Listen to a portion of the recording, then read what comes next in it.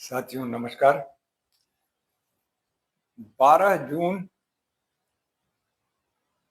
को अहमदाबाद में जो विमान हादसा हुआ, एयर इंडिया का बोइंग विमान क्रैश हुआ, उसको उसमें जो लोग मारे गए, जो यात्रीगण थे, इसके अलावा मेडिकल कॉलेज के जो छात्र थे, जो खाना खा रहे थे, हवाई जहाज उसमें जाकर टकरा गया था।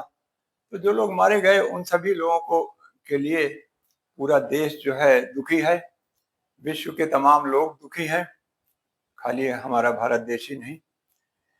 तो आपको बताएं, लेकिन जैसे उसमें से एक आदमी बच गया, और वो ऐसा बच गया कि वो तो पैदल चल के गया था, लंगड़ा के चल रहा था।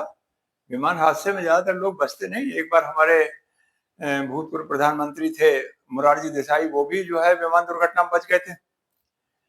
तो इसको जिसको जैसा भगवान रखे, जब जिसकी जैसी बदी हो वैसा ही होता है। इस बारे में एक बात आपको बता दें, हमारे एक मित्र हैं शैलेंद्र जडेजा जी, डॉक्टर शैलेंद्र जडेजा, वो इंडियन ऑयल में काम करते हैं और अहमदाबाद में हैं। उनकी बेटी जो है उसी मेडिकल कॉलेज में, जिसके अंदर जाके वो विमान, जिसके हॉस्टल में विमान धंस गया था, तो उसके ठीक एक दिन पहले वो वहां उसी समय खाना खा रही थी। तो ऐसा होता है, तमाम लोग जो हैं जैसा जिसको भगवान चाहता रखता है।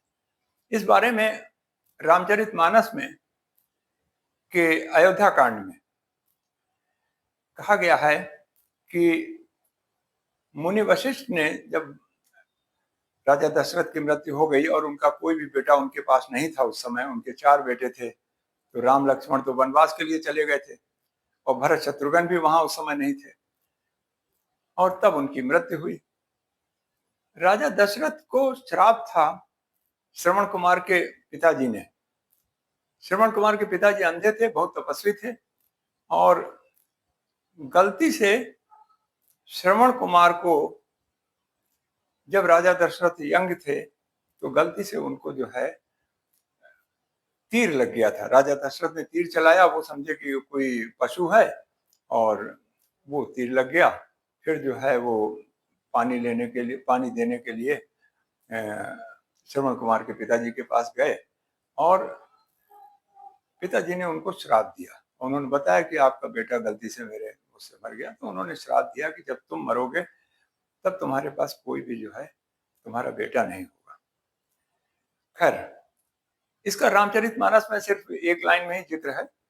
अयोध्या कांड में मेरा ख्याल है कि ये दोहा 154 के बाद दूसरी चौपाई है, उसमें जिक्र है। लेकिन इस बात का जिक्र जो है वाल्मीकि रामायण में बहुत विस्तार से है। श्रवण कुमार का और श्रवण कुमार के पिताजी का और राजा दशरथ के संवाद का बहुत विस्तार से उसमें जिक्र है। खैर, तो जब राजा दशरथ का निधन हो गया और भरत जी बुलाए गए, तो भरत जी बहुत दुखी थे। तो मुनि वशिष्ठ ने उनको समझाया। तो अयोध्या कांड में ही मुनि वशिष्ठ समझाते हुए उनसे कहते हैं, गोस्वामी तुलसीदास जी ने लिखा है कि सुनो भरत भावी प्रबल, कि हे भरत, ये बात सुनो कि भाग्य बड़ा प्रबल होता है।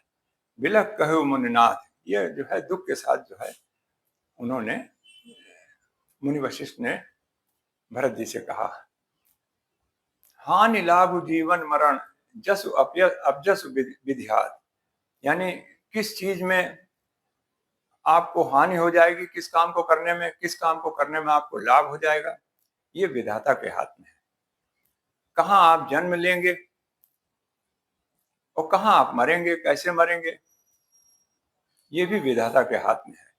किस काम को करने में आपको यश मिल जाएगा और किस काम को करने में आपको अपयश मिल जाएगा, ये भी विधाता के हाथ में है। तो ये तीनों बातें जो है विधाता के हाथ में हैं।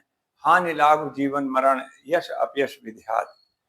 ये वीडियो प्रधानतः मैंने उन लोगों के लिए बनाने की सोचा जो रामचरितमानस नहीं पढ़ते हैं, और आजकल तो बहुत कम लोग पढ़ते हैं, तो इसलिए उनको याद दिलाया कि ये रामचरितमानस में प्रसंग में लिखा हुआ है। धन्यवाद, नमस्कार।